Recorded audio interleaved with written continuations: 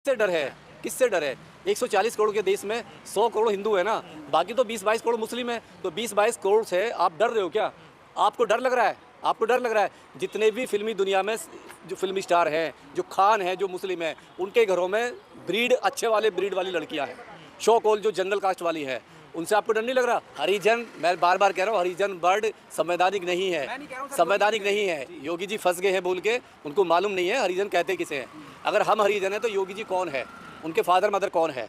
गुंडों का कोई इलाज है क्या? इन्होंने कानून जातिवादी गुंडों का इलाज है जूता। जूता ले लो हाथ में और जातिवादी गुंडा जहां भी दिखाई दे इतने मारो कि उसका चेहरा लाल हो जाए। योगी जी किसके लिए कह रहे हैं कि एक रहोगे तो नेक रहोगे? योगी जी मुद्दों को दबाने के लिए कह रहे हैं। योगी जी को मालूम है अगर मैं जाऊंगा पब्लिक में तो कोई मुझसे शिक्षा ना मांग ले, कोई मुझसे हॉस्पिटल इलाज ना मांग ले। देखिए बच्चों का क्या हाल हो रहा है, अभी बच्चे कितने एक्सपायर हुए हैं। योगी जी के शासन में 3-3 बार बच्चे एक्सपायर हो गए, 3-3 बार आग लग गई हॉस्पिटल में। उसका जिम्मेदार कौन है? मोहन भागवत ने खुद कहा है, जो इनका चीफ है आरएसएस का, उसने कहा है कि ये जितनी भी जातियां बनाई है, जितनी भी हिंदू धर्म में जातियां बनाई हैं, उसको बनाने वाले पंडित हैं, ब्राह्मण हैं। और जितने भी वेद पुराण हैं, उनमें जो खिलवाड़ किया, उनमें जो टच किया, जो भी गंदा लिखा हुआ है, वो केवल पंडितों ने लिखा है। ये मोहन भागवत जी का कोट है।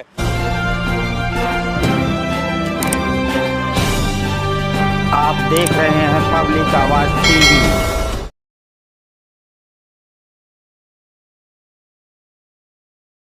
बटोगे तो कटोगे, बार बार इसी नारे का इस्तेमाल किया जा रहा है, चाहे झारखंड हो, चाहे हिमाचल, महाराष्ट्र हो और चाहे यूपी में उपचुनाव हो, सभी में इसी नारे का। किसकी तरफ इशारा कर रहे हैं कि बटोगे तो कटोगे? देखिए कुछ नहीं है, बीजेपी पूरी तरीके से डर चुकी है। जिस तरीके से बीजेपी ने पूरे 10 साल में शासन किया है, यूपी के अंदर 7 साल हो गए हैं, और सारे मुद्दे जो मुद्दे होते हैं, जो पब्लिक के रूट लेवल के मुद्दे होते हैं, शिक्षा, स्वास्थ्य, रोजगार, उन मुद्दों को दबाने के लिए, अपनी जो निकम्मेपन है, जो इनका निकम्मापन है, उनको दबाने के लिए एक नारा दिया, फेक नारा, कि बटोगे तो कटोगे।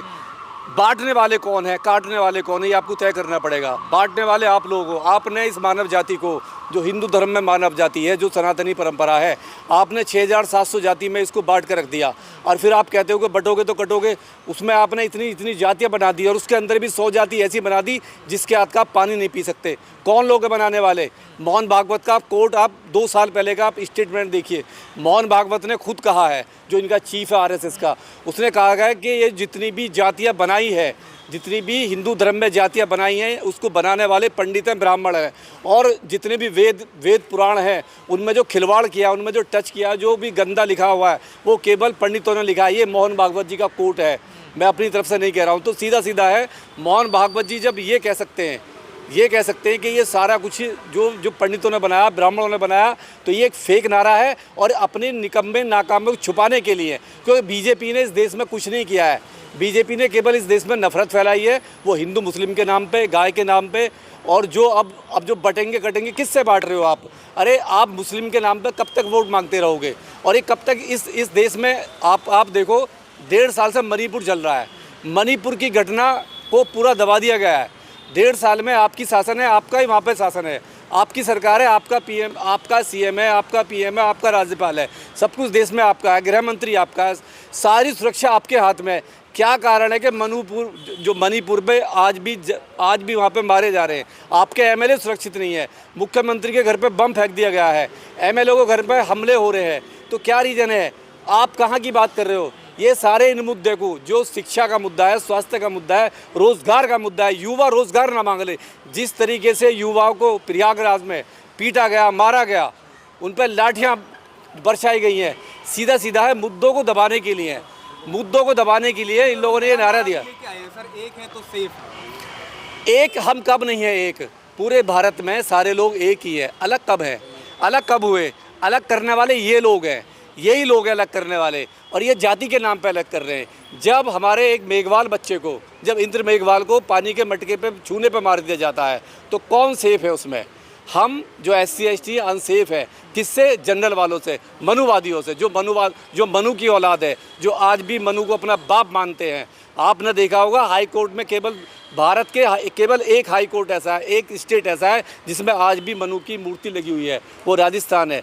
आप जयपुर में जाइए, जयपुर के हाई कोर्ट में मनु की स्थापना है, वहाँ पे उसकी मूर्ति लगी हुई है। तो वो संविधान को आईना दिखा रहा है।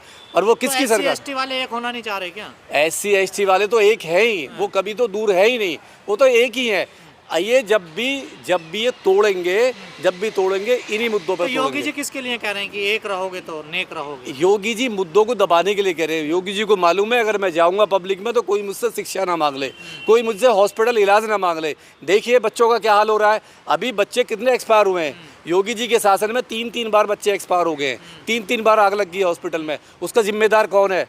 उसका जिम्मेदार पाकिस्तान तो नहीं है, कोई बांग्लादेश तो नहीं है, जिम्मेदार तो यही लोग हैं ना। योगी जी जिम्मेदार, कोई भी पत्रकार उनसे हिसाब ना मांग ले, ये ना कह दे कि हॉस्पिटल में इतने बच्चे क्यों खत्म हो गए। इसलिए ये अनसेफ की बात कर रहे हैं और बटोगे तो कटोगे की बात कर रहे हैं। SC ST बोल रहे हैं, योगी जी तो हरिजन कह दिया ना, योगी जी ने आप लोगों को हरि के जन बता दिया। देखिए अगर ये हरि के जन हैं, सही बात है, मैं भी मान लेता हूँ हम लोग सारे हरिजन हैं। जितने भी SC ST जो 30 करोड़ भारत में रहते हैं, हम हरि की औलाद है, हम ईश्वर की औलाद हैं। तो योगी जी बताएं वो किसकी औलाद है, बाकी लोग बताएं वो किसकी औलाद है। किसी शैतान की औलाद है, किसी राक्षस की औलाद है, या बायोलॉजिकल नहीं है, अनबायोलॉजिकल है, किसकी है? हरामी की औलाद है, क्या है? हरिजन का मतलब क्या है? हरिजन का मतलब ये है कि 1933 में यरवदा जेल में मोहन करमचंद गांधी ने किताब लिखी थी हरिजन, और वो गाली दी थी अम्बेडकर को, बाबा साहब को। हरिजन एक बहुत ही नीच वाला शब्द है, एक गाली है, एक ऐसा शब्द है जिसे कोई सुनना बर्दाश्त नहीं कर रहा। और इसी बात को लेकर 1938 में बाबा साहब ने 1938 में बाबा साहब ने जो मुंबई का विधानमंडल था उससे रिजाइन दे दिया था, और 2 घंटे तक बाबा साहब ने बहस की थी हरिजन वर्ड को लेके। तो जब बाबा साहब ने हरिजन वर्ड को लेके एक गंदा कहा, एक गाली है, और वो गाली अगर हमें कोई देगा तो हम उसे छोड़ेंगे नहीं, उसकी औकात बताएंगे। अगर हम हरिजन की औलाद हैं, हम हरि की औलाद हैं, हम ईश्वर की औलाद हैं, तो तुम क्या राक्षस की औलाद हो, तुम क्या शैतान की औलाद हो? तुम्हारा बाप कौन है? 2 बाप हैं, 4 बाप हैं, 5 है, 10 बाप हैं? अपने बापों की लिस्ट बताइए, हम उससे डिमांड करते हैं। आप कह रहे हैं योगी जी जाते नहीं कहीं, वो तो कह रहे थे कि हम हरिजनों की बस्ती में जाते हैं, हरिजनों से मिलते हैं, बच्चों से मिलते हैं। सर हरिजन, मैं बार बार कह रहा हूँ, हरिजन वर्ड संवैधानिक नहीं है, मैं नहीं कह रहा हूँ सर, संवैधानिक नहीं है। योगी जी फंस गए हैं बोल के, उनको मालूम नहीं है हरिजन कहते किसे हैं। अगर हम हरिजन हैं तो योगी जी कौन है, उनके फादर मदर कौन है, कौन वो है? तो हिंदुओं को एक करने की बात कर रहे हैं ना। देखिए ये इनका नारे का मतलब तो यही है ना कि हिंदू तो एक हो किससे डर है, किससे डर है? 140 करोड़ के देश में 100 करोड़ हिंदू है ना, बाकी तो 20-22 करोड़ मुस्लिम है। तो 20-22 करोड़ से आप डर रहे हो क्या? आपको डर लग रहा है? आपको डर लग रहा है? जितने भी फिल्मी दुनिया में जो फिल्मी स्टार हैं, जो खान हैं, जो मुस्लिम हैं, उनके घरों में ब्रीड अच्छे वाले ब्रीड वाली लड़कियां हैं। शो कॉल जो जनरल कास्ट वाली है, उनसे आपको डर नहीं लग रहा? दामाद बनाओगे, अभी शत्रुघ्न सिन्हा की बेटी स्वरा भास्कर, कितने ना, सैफ अली खान, शाहरुख खान, जितने भी हैं, नवाजुद्दीन सिद्दीकी, जितने भी हीरो हैं, सबके घर में हिंदू हैं। तो क्या आपको डर नहीं लगता? उनसे पूछिए ना डर क्या होता है। तो ये सब मुद्दों को दबाने के लिए है। शिक्षा, स्वास्थ्य, रोजगार की बात ना करें, सुरक्षा की, जो महिला सुरक्षा है, सबसे देश में बहुत मुद्दा है महिला सुरक्षा का। जो मोदी साहब ने नारा दिया था बेटी बचाओ बेटी पढ़ाओ का, और उस नारे को जो क्रैश करने वाले बीजेपी के ही लोग हैं, इन्हीं के लोग हैं। जिस तरीके से आपने देखा, तो कहा कि बेटी ले जाएंगे या आपकी बेटियां छीन लेंगे। मैंने कहा BHU में जो बीजेपी के IT सेल के जो 3 लड़के थे, 3-4 लड़के, जिन्होंने उस लड़की का रेप करा, और रेप करके उनको वो वहाँ पे मध्य प्रदेश में कन्वेंस कर रहे हैं, इलेक्शन में वोट मांग रहे हैं। कौन लोग हैं वो लोग? वो बीजेपी के लोग हैं, रेप करने वाले बीजेपी के लोग हैं, मालाएं पे। और जो लोग, देखिए बिल्किस बानो के साथ क्या हुआ, जब उनको छोड़ा गया तो जितने भी रेपिस्ट हैं जो बीजेपी में रेप करके आते हैं, जेल से आते हैं, उनका भव्य स्वागत होता है, उनका वेलकम होता है। ये बीजेपी का नेचर बन गया है। और हम मोदी जी से अपील करते हैं कि कम से कम जो आपने नारा दिया है बेटी बचाओ बेटी पढ़ाओ का, उसके साथ में आप खड़े हो, ईमानदारी से खड़े रहिए, नहीं तो ये बेटियाँ हैं आपको माफ़ नहीं करेंगी। तो कह रहे हैं विपक्ष से डर है, घुसपैठियों से डर है बेटियों को। बेटियों को अगर डर है, जैसे महिला पहलवान हमारी रेसलर जो बेटियां थी, जो देश का गौरव थी, उनको डर किससे था? बीजेपी का ही था ना, वो बीजेपी का ही था ना, वो किसी और का तो नहीं था, वो कांग्रेस का तो नहीं था, बाकी किसी पार्टी का नहीं था। और जिस तरीके से पूरी बीजेपी पार्टी ने उसको बचाने की कोशिश की और बचाया, और उल्टा उन महिला पहलवानों पे ही लाठीचार्ज किया, उनको ब्रूटल तरीके से घसीटा गया, उनकी पिटाई हुई। तो ये तो पूरी दुनिया ने देखा है। बीजेपी की कतनी करनी में बहुत बड़ा फ़र्क होता है। मोदी जी जो कहते हैं वो करते नहीं हैं, और जो करते हैं वो कहते नहीं है। ये उनका नेचर है। तो चारपाई पर नहीं बैठने दिया जाता, कुर्सी पर नहीं बैठने दिया जाता, तो फिर कैसे होंगे? देखिए जो भी दलित है, अभी आपने वाकया देखा, एक है अभी एमपी में घटना हुई है। एक जो हमारे जो अशोक शाकेत थे, वो कुर्सी पे बैठे हुए थे अपने घर के सामने, और एक ब्राह्मण आता है द्विवेदी, मयंक द्विवेदी, वो आता है, वो कहता है कि मेरे सामने से कुर्सी पे से उठ जाओ, मैं ब्राह्मण हूँ, मैं अपर कास्ट हूँ। लेकिन उन्होंने क्या कहा, एक 55 साल का आदमी, झुग्गी झोंपड़ी में रहने वाला आदमी, वो कुर्सी पे बैठे रहे, कुर्सी से हटे नहीं। उन्होंने कहा मैंने आर्टिकल 19 पढ़ा है, मैंने संविधान पढ़ा है, मैं बाबा साहब को, काशीराम को मानने वाला हूँ, मैं पेरियार को मानने वाला हूँ, मैं देश में बराबर है, तेरा भी बराबर है, मेरा भी बराबर, मैं कुर्सी से नहीं उठूंगा। वो कुर्सी से नहीं उठा। मैं सैल्यूट करता हूँ ऐसे लोगों को।